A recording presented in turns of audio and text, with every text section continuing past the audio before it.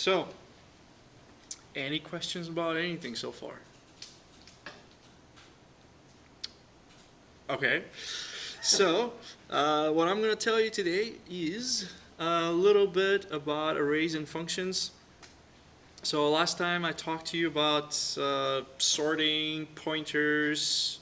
We did a lot of bubble sort. Yeah, bubble sort, going through an array and looking to find out if a number is in the array, or counting how many times the number appears in the array, summing the numbers that are in the array, that kind of stuff, right? Okay, so today is going to be much easier than that. What I'm going to show you is just, well, I guess I'm going to show you the bubble sort again, maybe, or something similar. So let's do this. So let's say I have an array, so I have int a, and this thing is 5, 4, let's do 4, 3, 2, 1. Right, that's my array. Okay, and then remember how I went through the bubble sort thing and I showed you, all right, so I'll just write the whole bubble sort once. So you have, basically you have if my array on the left is bigger than my array on the right, or the element on the right, then I do a swap. I don't need these extra parentheses. Alright, and maybe I should write a loop.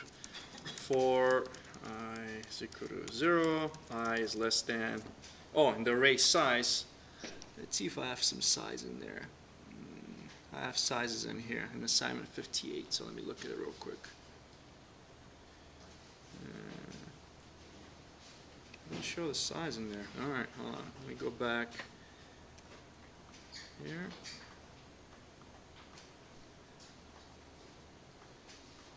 And size of, there's no size in there. Let's go back.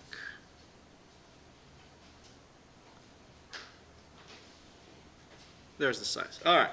So size of, so one thing I'm going to show you today is how to find the size of the array. Come on. Oh. Let me just copy this.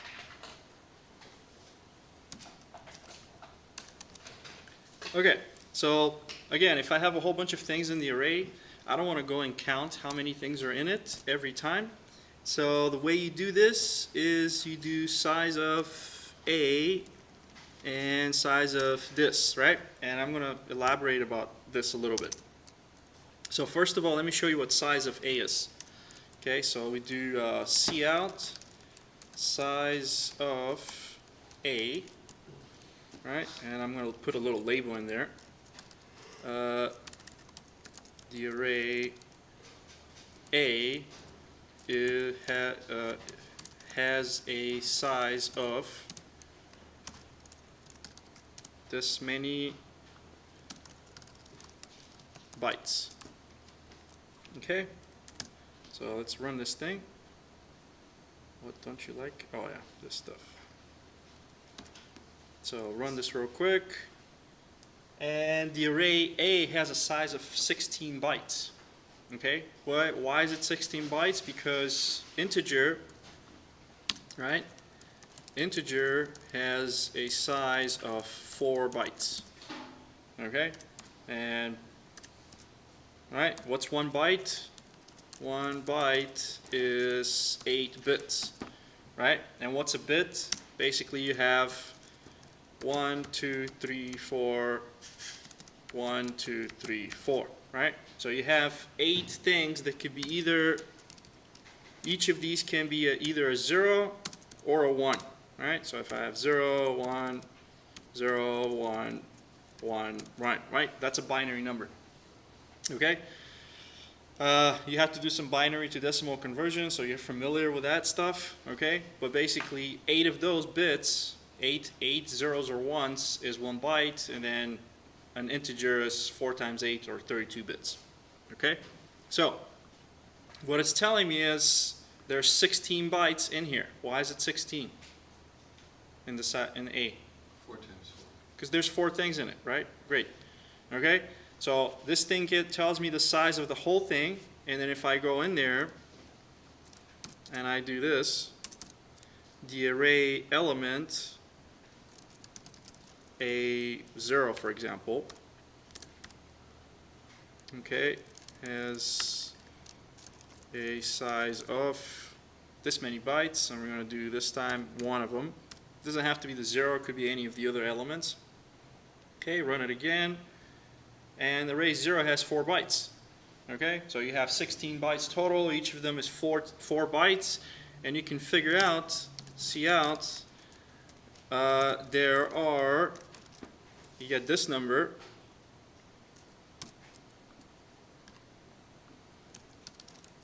this, you divide this by the other number, okay, and number of elements, okay, and that's how we find the size of the array. So if I run this thing, there you go, there's 4 numbers, there's 4 elements in the array, 4 elements in the array. Okay, run it one more time. There you go. Okay, so that's how we find the size of the array. All right, so I'm just going to use my size. That's also why there's the maximum of an integer being 32,000, right? That's the... Yeah, there's the size of the integer, and which, good question, that leads me to the question, what is the biggest number that we can get with 8 bits or 1 byte? It's basically if you go in there and you turn all these into ones. 1, 1, 1, 1, 1, 1, 1, 1. Right? So the first one is, right, if you basically add them all up, it's 256. Right? So that's the biggest number that you can store in 8 bits. Okay?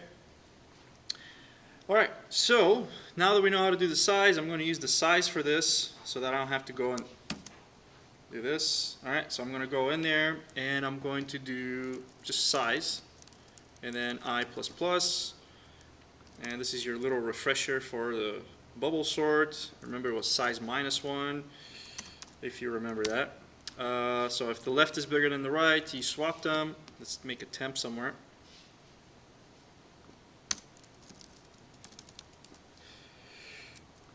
Temp is equal to AI. AI is equal to AI plus 1. And then AI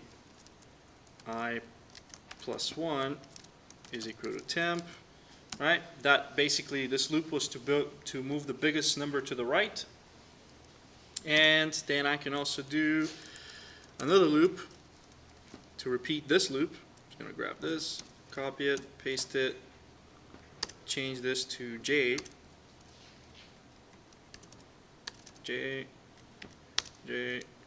and I can tab this thing in it. Right? So that was my bubble sort.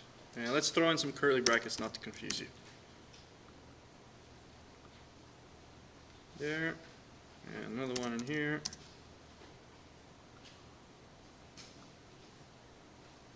Okay. Oops. Okay. I hate it when it does that. It's going to do it anyway. Alright, whatever. Yeah, let me fix it.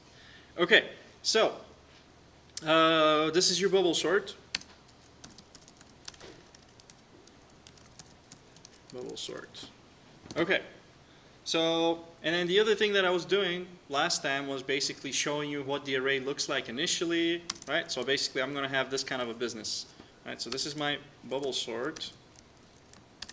And before it, I'm going to show the array before the sort, right?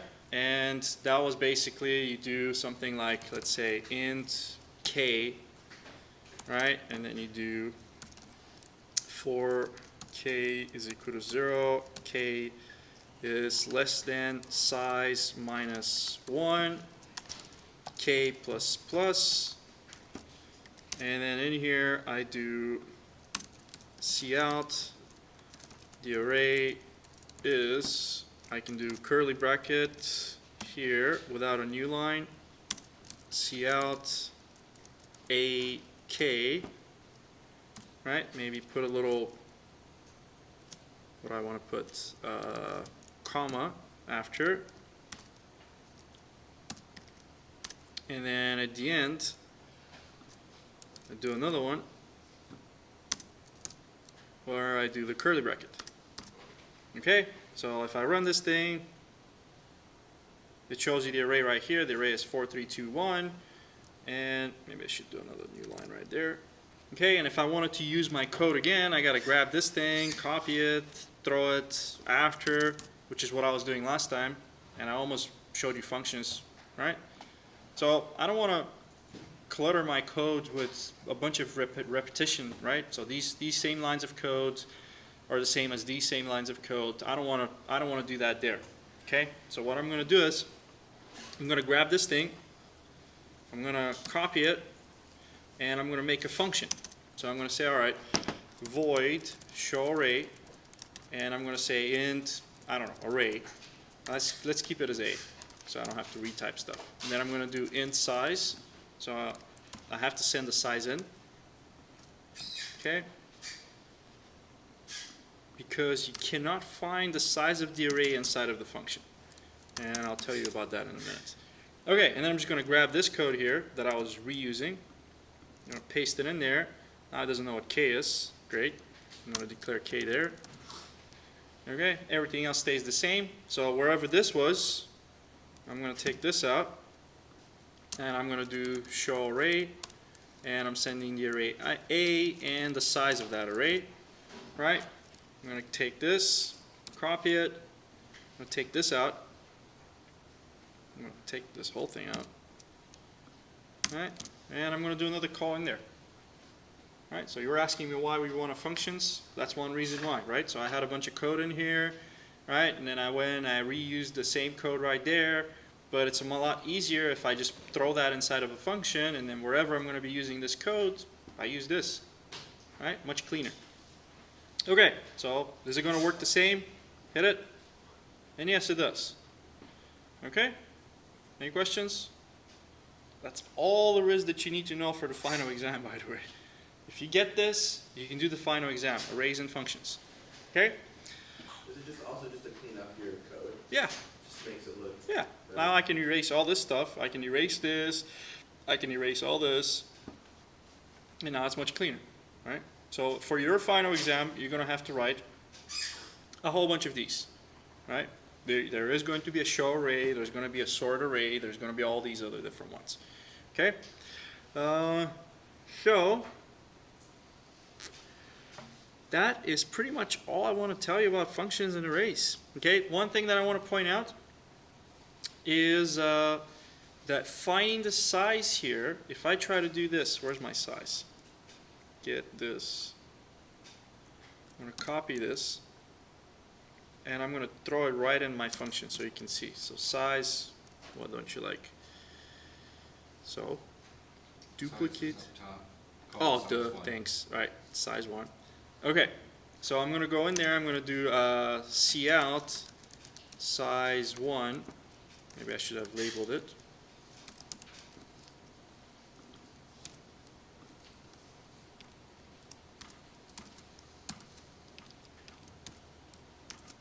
So that you can see that you can't really get the size of this.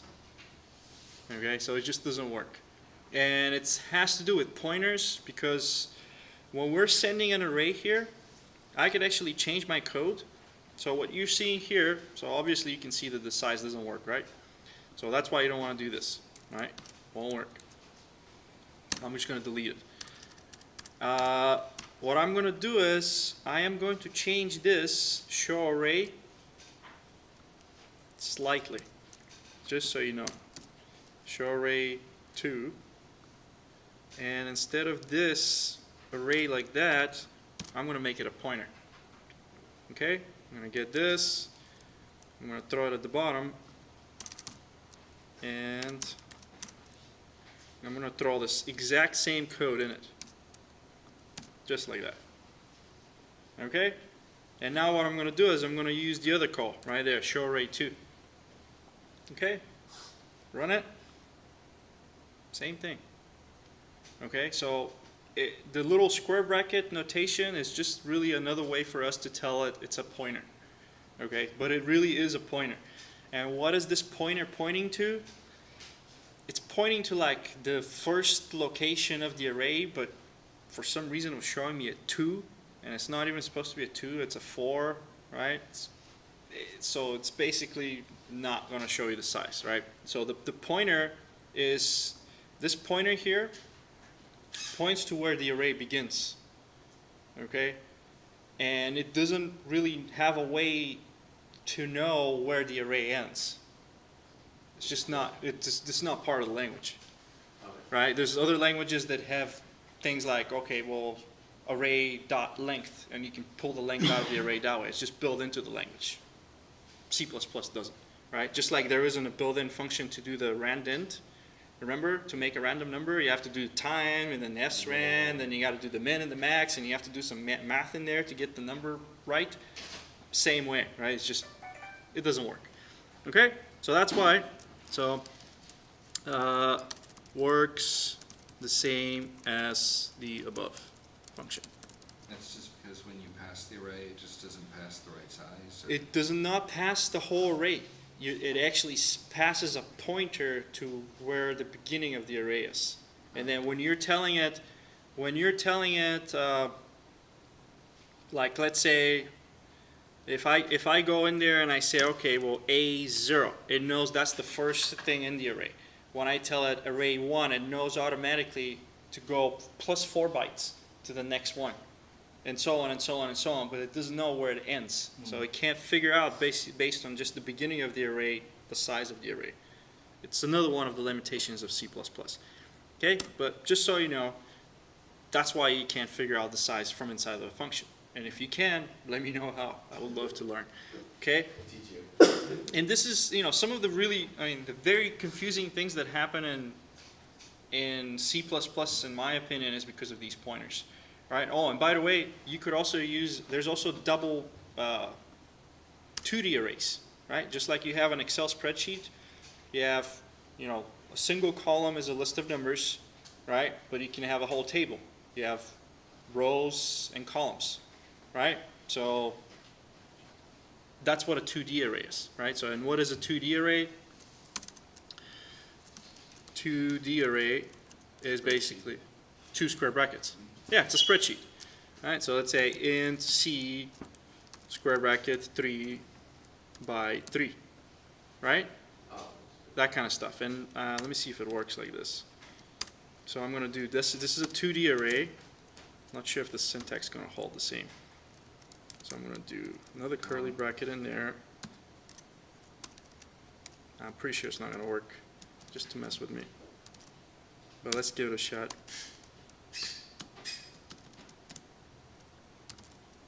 Oops. Well, now it's kind of happy. I forgot my yes. Oh, come on.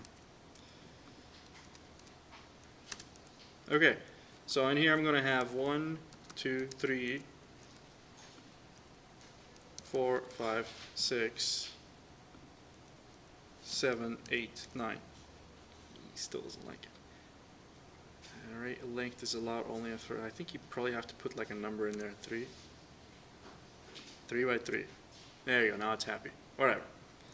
Okay, so basically what it boils down to is, let's say I want to show this number, right? The 1. I'll do, hopefully it works, C out, C square bracket 0, 0, right? And they'll, and So I'm you're playing Battleship. yeah. And throw this in here. Equals, have a look at it. C00 is 1, right? And I can show you some other ones. So let me copy this. So let's say I want to get the 8. How am I going to get the 8? 3, 2. All right. Is it 3? Hold on. So let's say if this is if these are my rows, all right, columns are 0, 1, 2, right? And then my rows are rows are also 0, yeah, rows are 0, oops, That'd be 1, 2. Right? yeah, 0, 1, 2, right? So I'm going for this. You said 1, 2, yeah, I think that's right. Let's try that. 1, 2. I think is 2, 1. I think it's row first. 2, 1. 2, 1. Yeah. No big deal. If you thought it was 1, 2 and it's 2, 1, you just switch the numbers. Okay. So those are 2D arrays. There's also 3D arrays. There's 4D arrays. There's 5D arrays, right? You can make up as many D arrays as you want. 2D arrays have applications with like spreadsheets and stuff like that. 3D arrays have applications when you start doing matrices. Like if you start doing like differential equations or linear algebra, there's matrices in there, and there's like how do you transpose a matrix, how do you multiply, how do you do a dot product of a matrix, all those different things. They're very tedious to do by hand, but if you use 3D arrays, it works out pretty neat. Okay, so you can write a program to do the matrix multiplication, stuff like that for you. So that's arrays and functions. That's pretty much all you need to know for the final exam. Any questions? Okay. I think I already went through a bunch of this stuff. The swap example, I already showed you how to do that in the previous lecture, right? Moving the largest number to the right, that is just your inner loop when you do the sort, right? This is moving the largest number to the right. Move the largest number to the right. So I'll cheat and call this your hint for P56. 56 hint. Okay. Arrays min, max, average. Okay, I got to show you this. Oh, and by the way, a couple more things. So if I have an array this, right? And I don't know how many things are in the array, right? It might be a whole bunch of numbers. Might be 10,000 numbers or 10,999 or something. I don't know. Okay, what I want to do is show the first number in the array. That's easy, right? That's just the 0. Okay, so cout first number in the array is, I just do A0, right? That's easy. Okay, now, how am I going to show the last number of the array if I don't know anything other than the size? Size minus 1. That's it. Okay. So if I wanted to show the last number in the array, it's just size minus 1. And it's like that for every language. Doesn't matter what language you take, you figure out how many things are in it, you go minus 1, that's the last one. Don't put size, because remember it starts at 0, so it goes to minus 1. Okay? So that's the first and the last. So the whole size of the array and just minus it. That's how you find it. Yeah, there's 4 things in the array. 0, the indexes are 0, 1, 2, 3. So 4 minus 1 is the last one. Okay? So this is the last, first and last numbers in the array. And that is your hint for P58. Right? This is hint P58.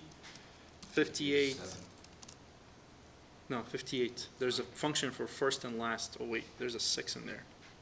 That's the find the 6s. The 57 was the Given an first array of last. ints, write a function that returns true if 6 appears. Oh, if 6 appears as either the first or the last. So you look at the first, is it equal to 6?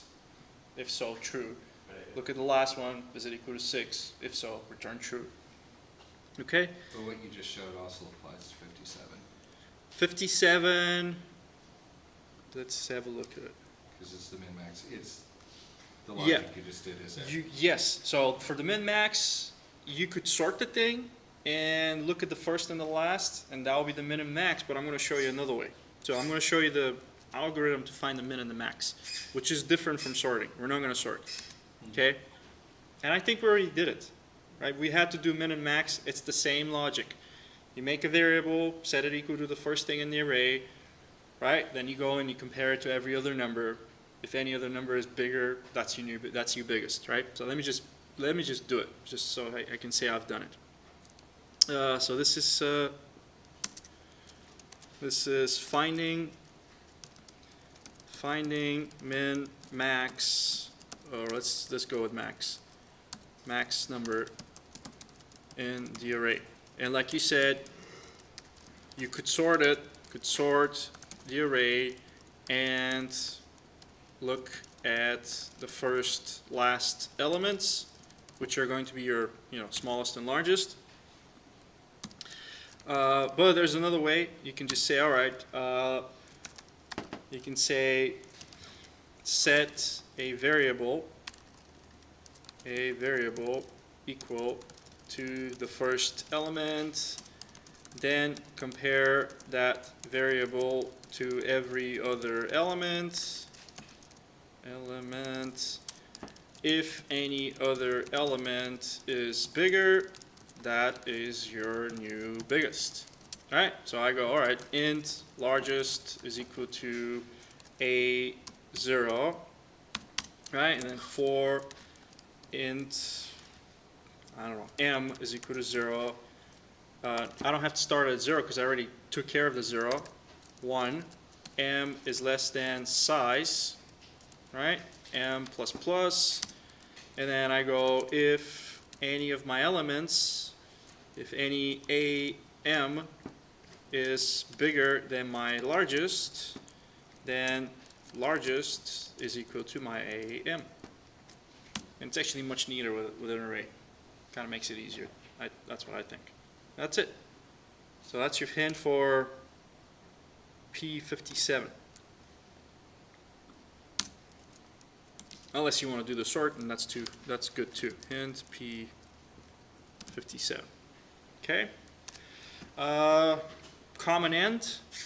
Again, that applies to that example that I showed you, the finding. So this is P58, P59, both of them, right? The common end one is you have to look at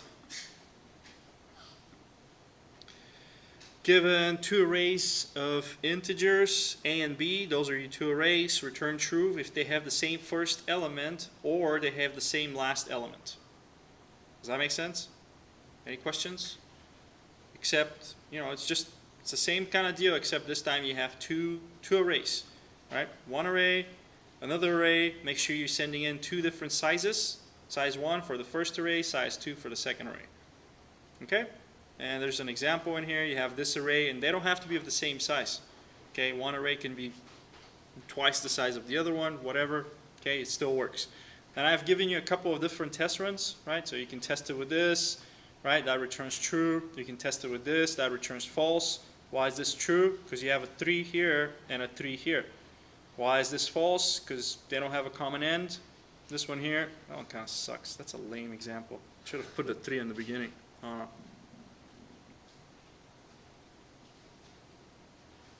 Oh, this one's got a 1 in the beginning. Never mind. So I should have put like a 4 in there. Okay? So yeah, it's got the common beginning. Okay, that's that. And no 23. Last one. Given an array, an int array length 2. 2? Why 2? Okay, I guess it's the array of length. I need to fix my spelling or grammar. Given an int array of length 2, return true if it does not contain 2 or 3. That's kind of, oh yeah, why am I telling it's 2 so you don't have to send the size? Basic stuff. Okay? So you have an array of this, that returns true because it does not have a 2 or 3. This one here returns false. Yeah, because the function is called no 23, so it returns true if it does not have a 2 or a 3. So this one returns false, and that's basically it. Oh, there's another one here, there's a 3, right, return false. And I can make it even more complicated, tell you, unless there's 2 and 3, then return true or something, but let's not go there. Okay? So just basic mental gymnastics with arrays. And again, arrays are super important. If you're going to be doing data structures, you have to understand arrays. Okay? That's all I have for this week. Next week, the plan is you have a bunch of extra credit assignments. The idea is to help people catch up towards the end. I made all these extra credits. And then there's your final program, final exam. And the final exam is this kind of stuff. All right? Show the original array. We know how to do that. Show the array in reverse. You had an assignment that asked you to do that. Show the lowest value of the array. And these are all going to be functions, by the way. Show the highest value of the array. Sum all the numbers in the array. Find the average of all the numbers. All right? How many times a number appears in the array? All right? Show the difference between the first and the last element. Show the elements of the array before a specific index. So let's say I want to see everything before index 2 or something. That's it. So all the things that you have done pretty much go into the final. If you've done the assignments, it should be a piece of cake to do this. Okay? And I highly recommend that you go through and do the extra credits. All right? Do all these different ones. Okay? That way you have a better understanding of arrays when you get to the data structures. Any questions? We're good? All right, so semester is pretty much over.